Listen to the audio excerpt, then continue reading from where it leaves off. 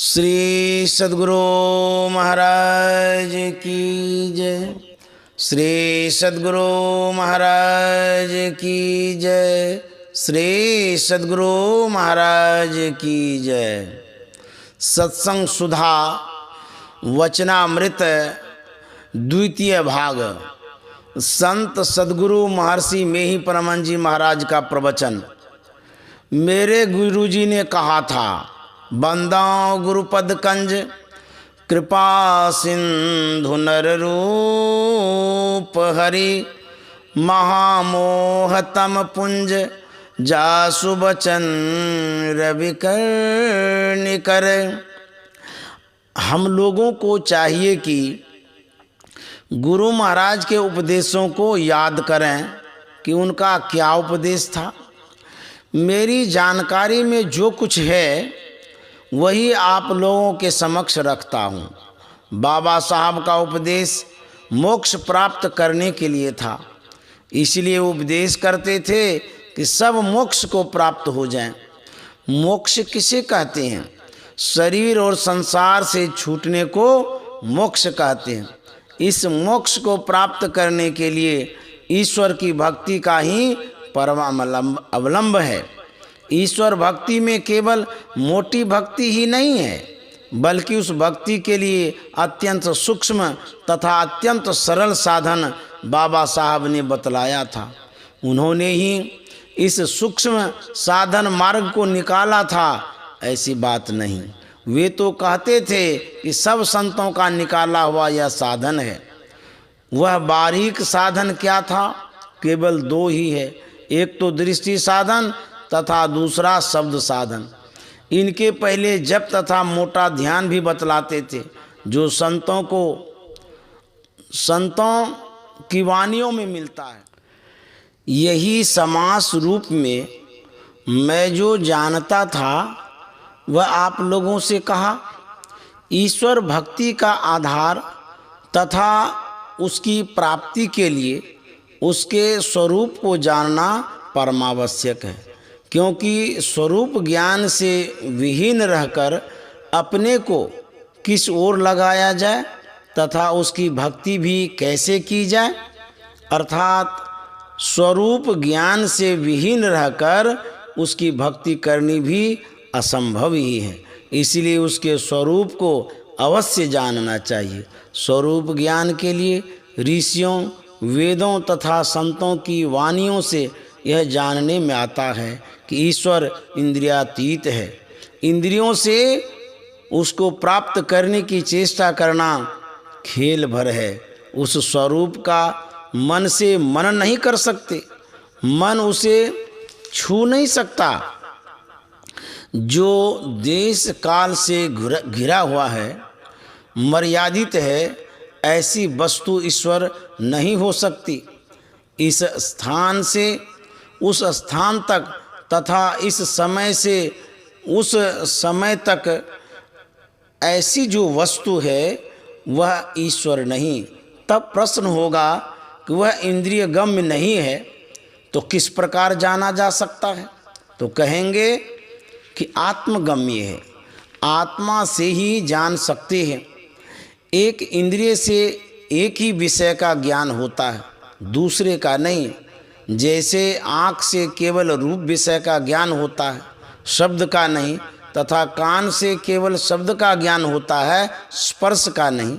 इसी प्रकार और सब इंद्रियों के विषय में जानिए। बाहर के पदार्थों को गिना तो बहुत है, किंतु विचारने पर केवल 5 ही होते हैं, रूप, रस, गंध, स्पर्श और शब्द। ऐसी एक कोई इंद्रिय नहीं जिससे 5 विषयों का ज्ञान हो। इसमें केवल एक एक इंद्रिय से एक एक विषय को ही जान सकते हैं। एक पदार्थ को ग्रहण करने के लिए जैसे एक ही इंद्रिय है, उसी प्रकार उस परमात्मा को ग्रहण करने के लिए क्या हो सकता है जिससे उसको जान जाए? हम केवल माइक पदार्थों को जानते हैं, बाहर की कौन कहे, भीतर की इंद्रिय भी माया ही जानती है। माया किसे कहते हैं?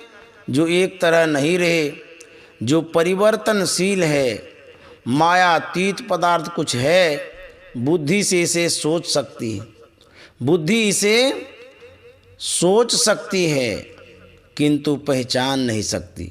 भीतर तथा बाहर भी इंद्रियां केवल माइक पदार्थों को ग्रहण कर सकती हैं। केवल आत्मा से जो पदार्थ जाना जाता है उसे इंद्रियों से ग्रहण करने की चेष्टा करना खेल भर है। इसके लिए कोई बहुत पढ़े सुने, स्मरण शक्ति बहुत तेज हो, फिर भी वह ईश्वर को नहीं प्राप्त कर सकता। ऐसा आप लोगों ने उपनिषद में सुना। आत्मा शरीर में है ही, फिर भी हम ईश्वर को क्यों नहीं पहचानते हैं? जब तक आत्मा पर आवरण है, वह शरीर और इंद्रियों के साथ है, तब तक वह ईश्वर को नहीं पहचान सकती। जैसे आँख पर रंगीन चश्मा जब तक लगा है तब तक संसार की वस्तु चश्मे के रंग के अनुरूप हम देखते हैं। पट्टी रहने से तो और कुछ भी नहीं दरसता। उसी प्रकार शरीरों और इंद्रियों के माइक चश्मे तथा पट्टियाँ जब तक आत्मा पर लगे हुए हैं तब तक परमात्मा का साक्षात्कार नहीं हो सकता। इन माइक चश्मों तथा पट्टियों को हटा दें तब साक्षात्कार होगा। यही बाबा साहब का उपदेश था, यही साधन वे बतलाया करते थे। ईश्वर को देखने की शक्ति प्राप्त करने के लिए दृष्टियों की साधना करनी चाहिए। दृष्टियों का साधक स्थूलावरण से ऊपर उठ जाता है। दृष्टि वहाँ तक रहेगी जहाँ तक दृश्य है। दृश्य मंडल से पार होने की योग्यता केवल दृष्टि साधन से नहीं होगी। इसके लिए शब्द अभ्यास करना होगा। बाबा साहब का यह वचन युक्ति युक्त है। शब्द अभ्यास करना संतों के वचनों के अनुकूल सुरत शब्द योग या नाम भजन है। ऋषियों ने इसी को नादानुसंधान कहा है। ध्यान बिंदुपनिषद में आया है, बीजाक्षरम परम बिंदु नादं तस्यो परिस्थितम स्वशब्दं साक्षरे क्षीणे निःशब्दं परमं पदम। कहकर बहुत थोड़े में ही सारी बातें बतलाई गई है। परम बिंदु ही बीजाक्षर है, वर्णमाला का अक्षर है।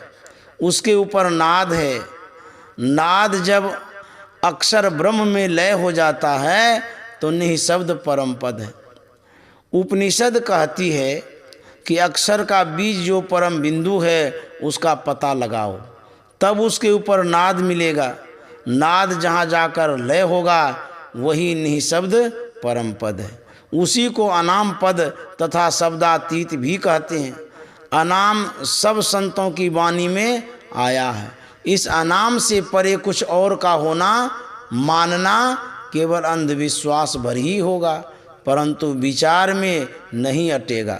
जो शब्द कहने में नहीं आवे उसकी भी जहाँ समाप्ति हो जाए वह शब्दातीत या अनाम पद है।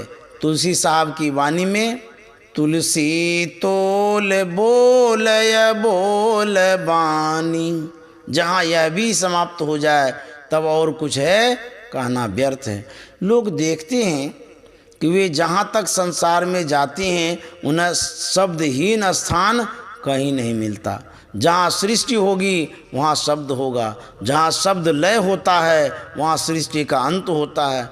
जहाँ तक सृष्टि है वहाँ तक कंप है। कंप नहीं रहेगा तो शब्द भी नहीं रहेगा। शब्द के नहीं रहने से सृष्टि रह नहीं सकती। ऐसा कि जहाँ सृष्टि हो और कंप व शब्द नहीं हो, यह मानने योग्य नहीं है। अनाम में कंप तथा शब्द दोनों लय को प्राप्त हो जाते हैं। अनाम से आगे कुछ और है या सृष्टि के अंदर अनाम है, इसको कोई मान नहीं सकता।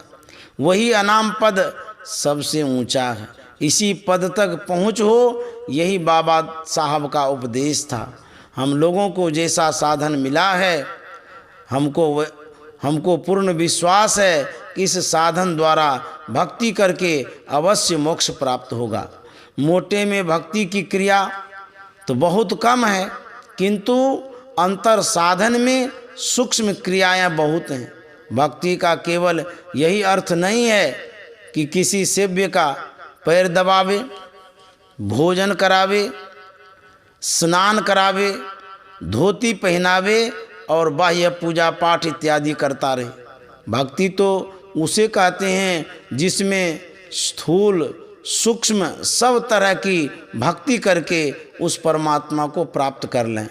बाहर में स्थूल भक्ति के द्वारा हम कुछ प्रेमी बनते हैं, किंतु और विशेष ऐसी भक्ति है, ऐसी सेवक को सेवा करे जिसका जीव तिसु आगेद है। गुरु नानक साहब ऐसी सेवा कि अपने को समर्पण कर दे, यही आत्मनिवेदन है। इसी भक्ति का उपदेश बाबा साहब करते थे।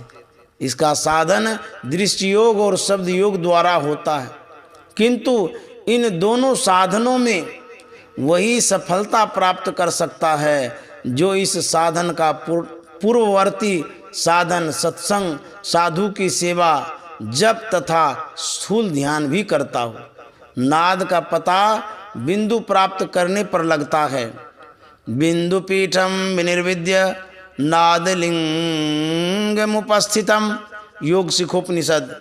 बिंदु पीठ का भेदन करने की यह क्रिया है। जब या मुक्ति जीव की होई, मुक्ति जानी सतगुरु पद सेई। सतगुरु संत कंज में बासा, सुरत लाई जो चढ़े आकाशा। श्याम कंज लीला गिरि सोई, तिल परिमाण जान जन कोई। छिन छिन मन को तहाँ लगावे, एक पलक छूटन नहीं पावे। श्रुति ठहरानी रहे आकाशा, तिल खिड़की में निस दिन बासा। गगन द्वार दी से एक तारा, अनहद नाद सुने झनकारा। तुलसी साहब।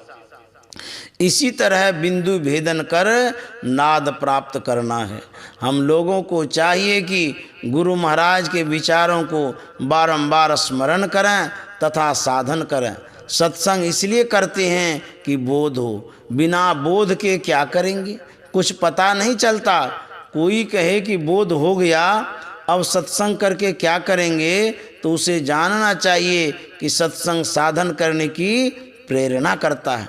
बिना सत्संग के यह प्रेरणा नहीं मिलती। प्रेरणा से भजन होता है, अब भजन नहीं हो तो केवल बोध से ही क्या होगा। ईश्वर तथा गुरु महाराज से प्रार्थना है कि हम लोग अपने कर्तव्य कार्य में गिरे नहीं। श्री सद्गुरु महाराज की जय। श्री सद्गुरु महाराज की जय।